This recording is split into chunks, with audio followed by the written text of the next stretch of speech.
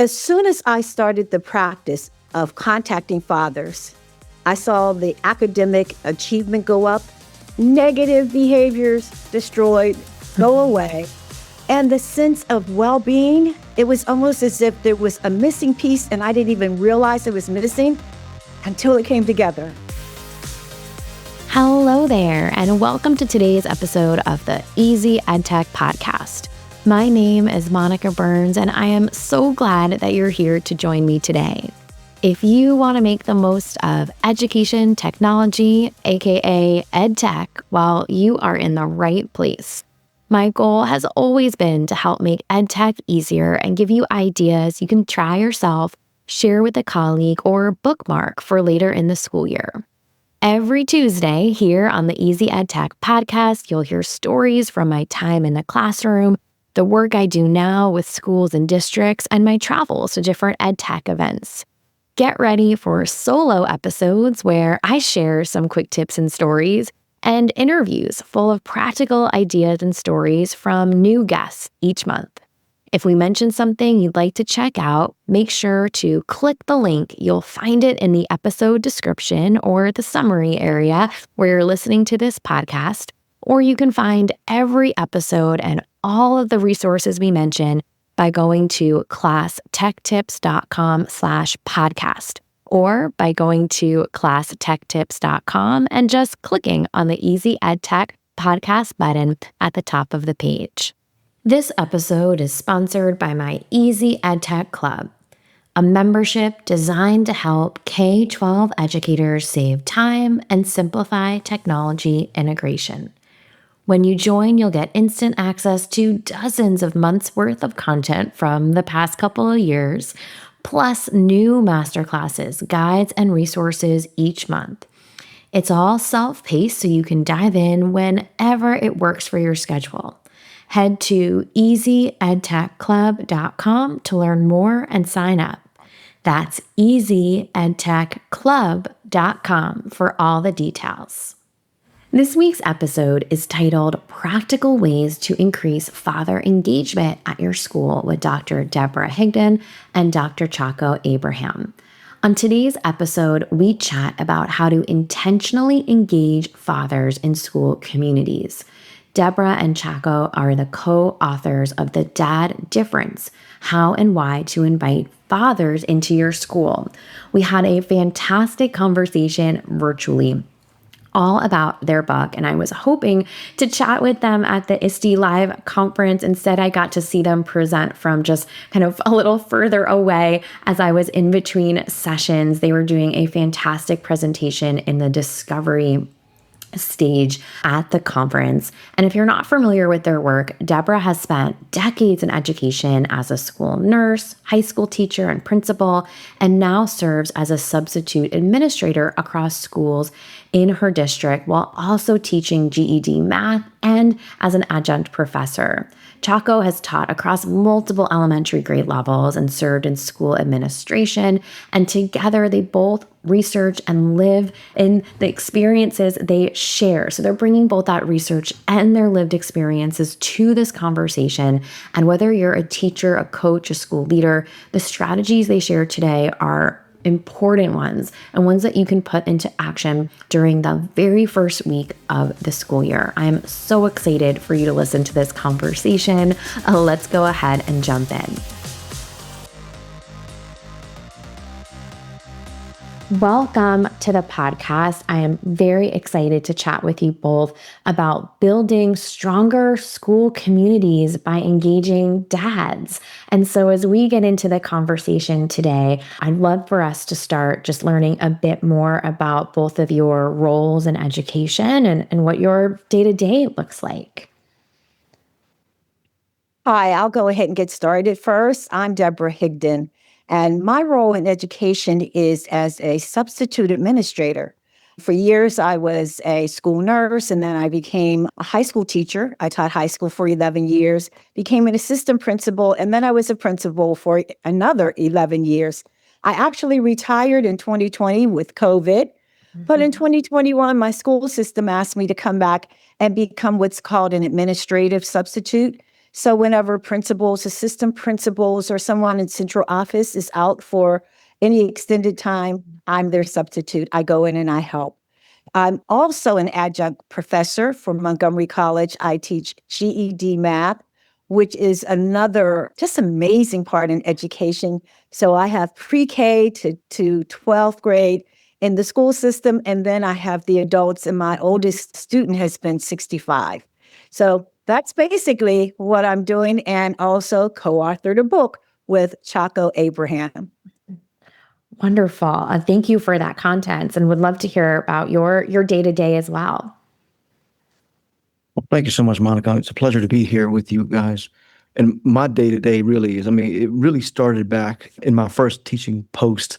I can remember that kind of brought me onto this journey and exploration of fathers when I was placed in a kindergarten classroom. I'm sorry, my name is Chacko Abraham, and it's a pleasure to be here.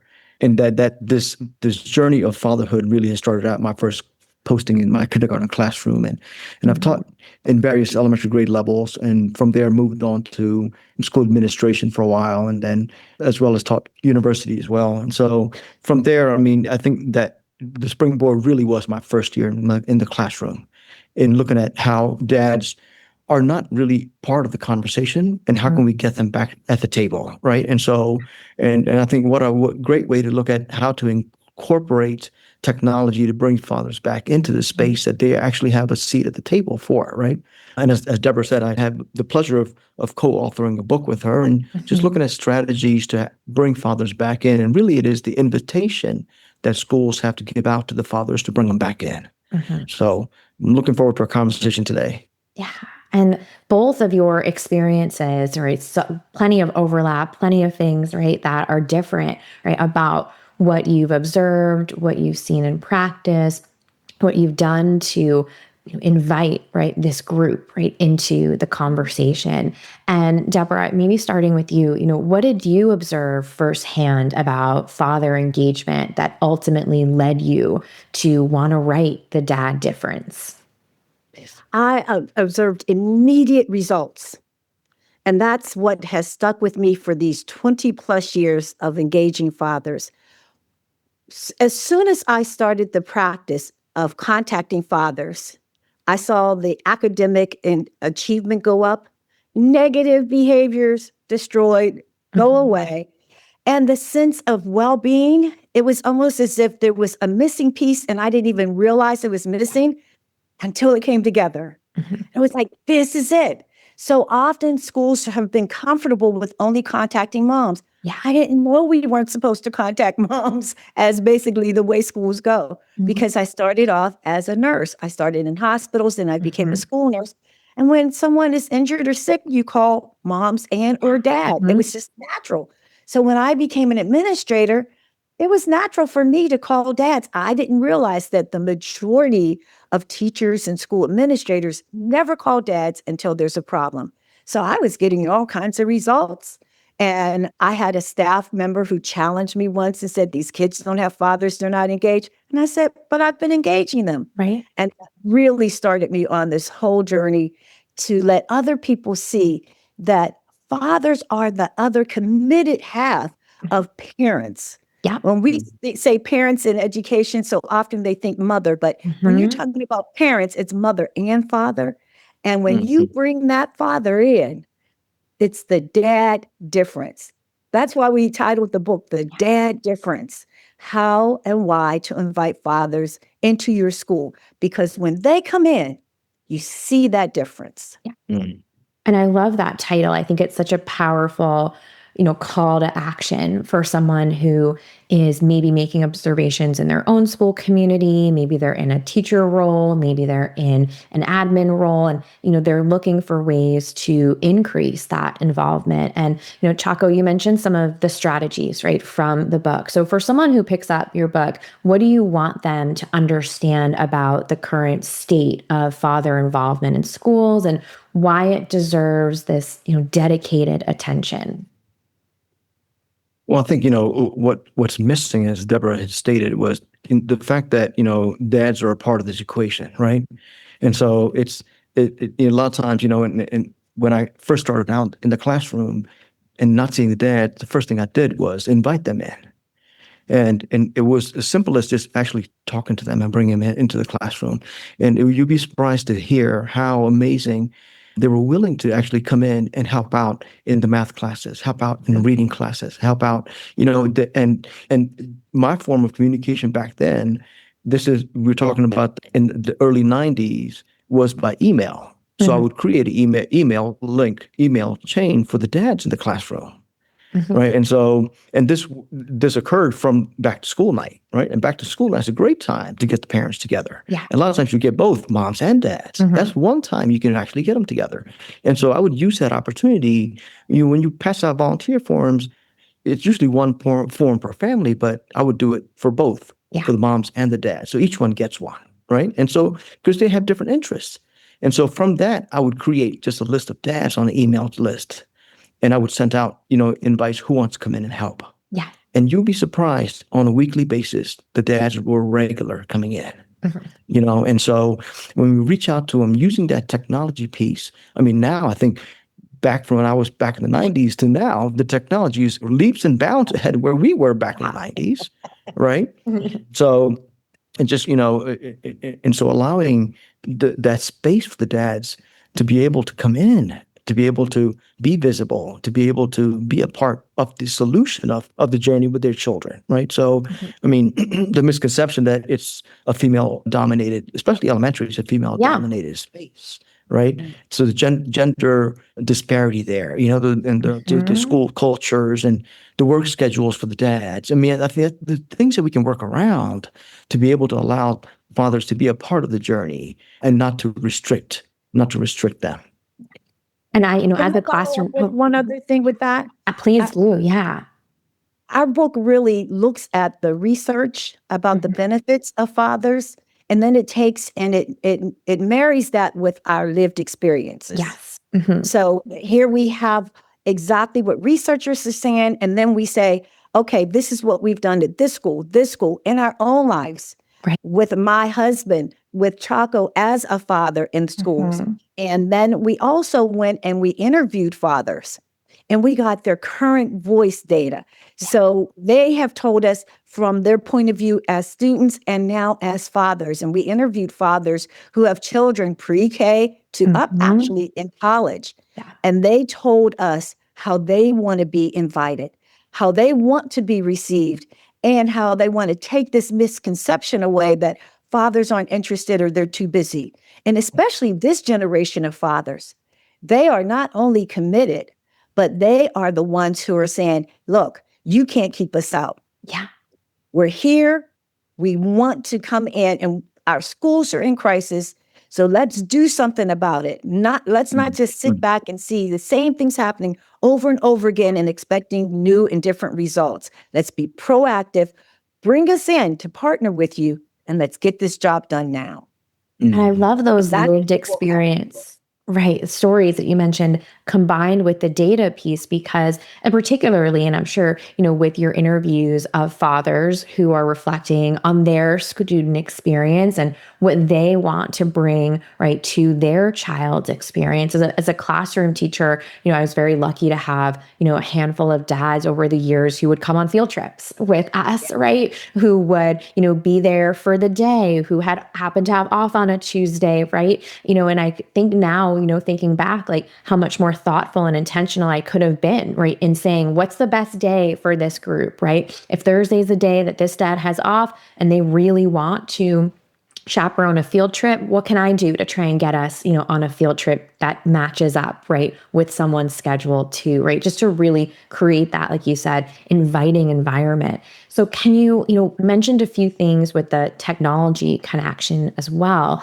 Can you walk listeners through some of the no cost, hit the ground running strategies from your book that a school could start implementing right away? I'm going to do some of the low tech, and then Chacko will talk about some of the more high tech. Yeah. And some of the low tech just starts off with that communication via the email, via the phone call. In fact, one of the strategies that I have used, and I've been in 19 different schools, and 15 of those schools, I have been very, as you just said that word, intentional in engaging fathers. And one of the strategies that has worked in every school, doesn't matter, pre-K, 12, high school, phone father first. Phone father for good, bad, ugly, whatever it is, phone father first. With all of the technology we have, that's great. But we still need to build relationships, and we still need to connect with people and try to get them in and do one-on-ones. But when you pick up that phone and you call that father, you contact that father. And when I say phone, for many people, text, that means a text message. Yes. Whatever it is, contact that father first and get them engaged. Use your communication that is already available, the newsletters that go out. Use chat or AI to help you create father-friendly language. You can take whatever you've created, put it into one of those documents and say, tell me if this will engage fathers or not, or how can you make this more engaging to a male audience? What a wonderful prompt, right, for someone to use as reflection to say how, I have this commitment to this work, but am I really there yet? Or like, I don't know what to say, right? So to gather that extra support. And I think, from our perspective, Monica, we're actually international right now. We're living overseas, but we started out in, Montgomery County, Maryland, taught in PG for a while. I mean, and being in the administrative side of it, we used a lot of Connect Ed, right? And it was a great way to tie the families into what's going on for the school that week. So I would do weekly calls every week, in English and Spanish, right? And so it's as Deborah said, it's bringing that relationship back to the piece of this educational journey that we're doing, But over the years, I've been in schools where we've used Class Dojo, we've used Talking Points, we've used Manage Back. So, but all these different tools have different capabilities, right? So Class Dojo is definitely much more elementary based, right? It's a daily snapshot into your daily classroom life, right? On a daily basis, right? But it's much more for younger kids, not for the older kids. Right. Whereas Manage Back is more, it's more tracking of academics, right? It's much more harder to learn. There's a lot more pieces in Manage Back, but Manage Back doesn't allow you to have that interface of family connection, right? There's no connecting parents to teachers and messaging back and forth. And so, and the challenge you see is like, how do we figure out? And I think, some schools get stuck on just using the same tool year after year, right? And how do we come back to the table to look at, well, wow, did Talking Points work for us this year? And the nice thing about Talking Points is it has multilingual accessibility, right? So when we're serving parents of multicultural children, we need to be able to reach them somehow, right? We're serving, we're here is to serve these children and the families. So how do we get about doing that? So if at the end of the year you do an assessment to figure out, well, if Talking Points worked, if it did, why? If it did, why not? Right? And I don't think they should be restricted just to one software app. Maybe you can have multiple ones to achieve multiple objectives. The objective really is to be able to connect to every parent and every family that we're serving. Right. And so also, whatever tool it is, use it. Whatever tool, Sorry, Deborah, go ahead. No, I apologize. One of the things that we talk about with the visibility part is the Zoom, Google Meet. We have all of these things available to us. Also, I think that this is a great time to get into father and family engagement, but in particular father, because we have so many tools to use for data that we can use to collect not only attendance, but engagement.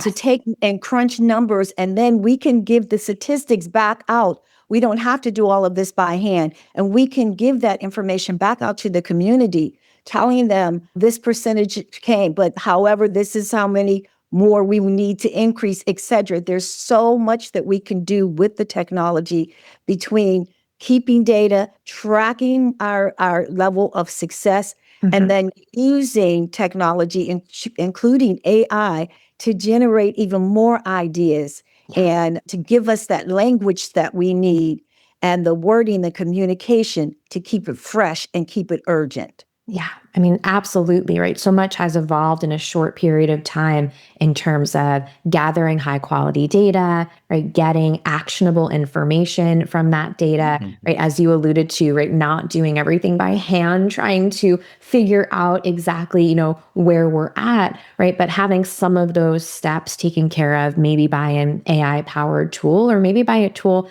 that's simply just making it easier to say, how long did people stay on this Zoom call? Or how many of these messages were opened, or how many parents, clicked the button that translated this message into their, native or first language. So, right, just that ability to say, like, what's working, what are people skipping, what maybe they don't know about, right? There's just so much more that we can do than what we, might have done in the past. And, for some of the messaging tools, some of the things that you mentioned as well, Chacko, right? Some of those are two-way, right? They open up the door for someone to come back with a question or participate in a certain way, right? Sometimes, right, a social media or online presence can feel more one way, but maybe it's less intimidating for someone, to go to if it's their kind of first step into the world of participating more as a family. I'm curious if you've seen, or kind of what role you would imagine, right, social media, or, a school's online presence playing in making fathers feel like they belong, right, in the community. I think that part of the problem has been that whenever schools put so many things out, and we over communicate, especially right now, it's not father focused. And so the role it has played in the past has been to exclude them. Let me give you one example. A lot of times schools will say, we need help. You even talked about sometimes as a teacher, you would have fathers come and chaperone. Often what they'll say is, we need a chaperone. Moms, please let us know when you're available. So when you say that word mom, now you've just said to the dads, we don't need. Or they'll say, we need help in classes. Fill out this survey for class moms. What? Right. Class mom? What about classroom assistant? When you say the word, so that wording becomes so critical when we're talking about outreach, and we put things out on our social media, on Facebook, Instagram, whatever, Twitter is, and the schools are doing things, and then they take pictures and they show the picture of the females in the class, moms helping. So we have to be mindful, and again, that word intentional in that outreach. And I can remember when we first, in my school, that we first started doing this father outreach, very intentional in the father outreach. We said, dads, we need you. And then our principal was a male, and he would say to me and the other female assistant principal, who was really leading a whole lot of this, he'd say, be brief. Yeah. Men don't want all the flowery stuff. He would look at things and say, don't put it in pink, take the flowers off. You're not trying to appeal to the moms. And so that was good to have that other voice. And I think that's another reason why this book is very successful with me and Chacko, because we bring both sides of that voice together. And Chacko, I wanted to say something too about social media. Yeah, I think, we're so far ahead now with technology, right? And so we can, whereas back in those days, we have pictures at the end of the year to show what kids did. Right. I mean, we can show what they're doing, minute by minute in the classroom nowadays, right? And so, I mean, to be able to connect, have social media platforms such as Facebook, I mean, and I think, for us older guys, Facebook is the go-to. For the younger parents, it's Instagram, right? So there's different tools to use. TikTok. I mean, there's so many different ways that schools can connect. But I think it's coming back to the fact that it's not about getting the most technology; it's getting the right technology in the schools, right? And for the schools to be intentional, very intentional, and these technologies may work in this area, or these technologies may work in these schools. It's not a one and done deal. I think you got to kind of really look at the population you're serving and see what it is that they need, right? And so if it's Facebook, if it's Instagram, if it's YouTube, if it's TikTok, and there's so many ways to be able to keep school really prevalent day to day, and I think it comes back to intentionality of schools on what type of technology to use to make sure our fathers and the families are connected daily. And just you those know? choices, right, that someone is making on where something's going to go, what it's going to look like, what kind of Mhm. language is included, what kind of language is removed, right, are all really actionable tips for listeners. And, for someone who might be listening to this kind of over the summertime, getting ready for a fresh school year, in August or September, what is, and I'll ask you both this question, what is one thing a principal, a coach, a teacher could do during that first week of school to take a first step towards more intentionally engaging fathers, during the school year?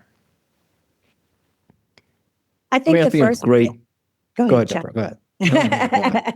I think the first thing they should do is to realize that a father's not an add-on. And this is one of the things that the dad difference really brings out. The father is not a guest. Yeah. He is a partner.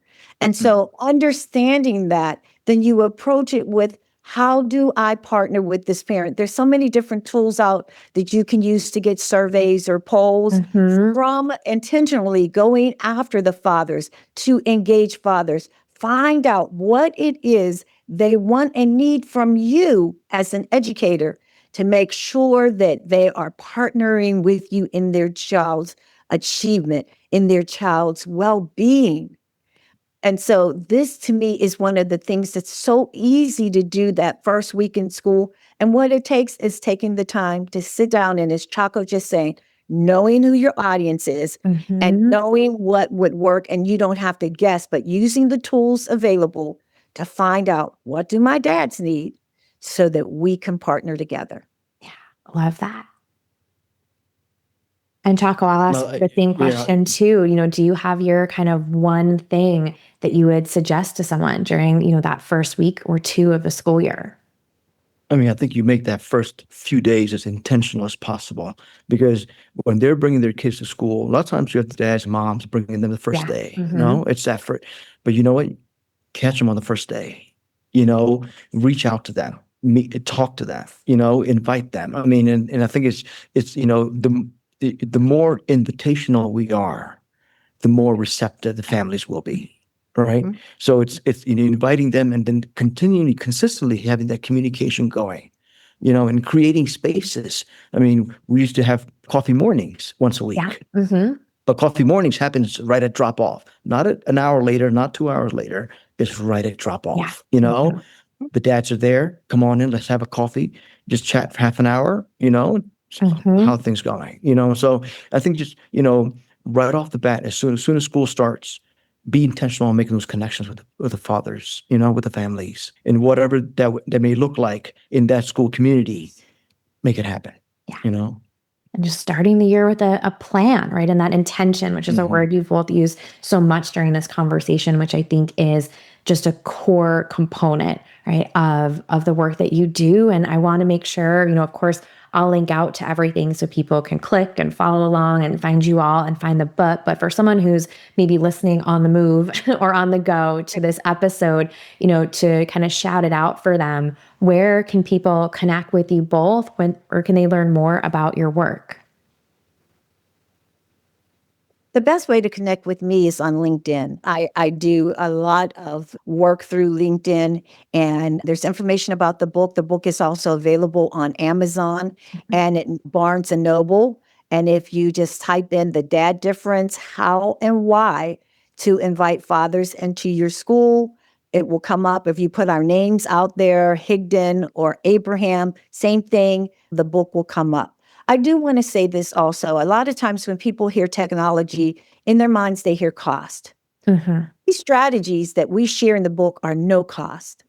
You don't have to bring in another person. You don't have to pay for professional development for this to happen. You pay for the book and it gives you the how-to. And we even share some of our obstacles and some of our challenges so that you don't have to go through them. You can use our hindsight for your foresight. So this is a time, if someone's trying to look for us, they can find us both on LinkedIn. But also, if you get the book, it's going to give you those no cost, hit the ground running, immediate strategies to combat the crisis that we see in our schools. And who better than that committed adult, that father, who makes that dad difference. Well, thank you both so much just for your time and your energy today. Chacko, I do want to make sure to shout out of where's the best to connect to you before I officially wrap No, say here. Sure. Same for myself as well as Deborah. And LinkedIn is a great space to connect with.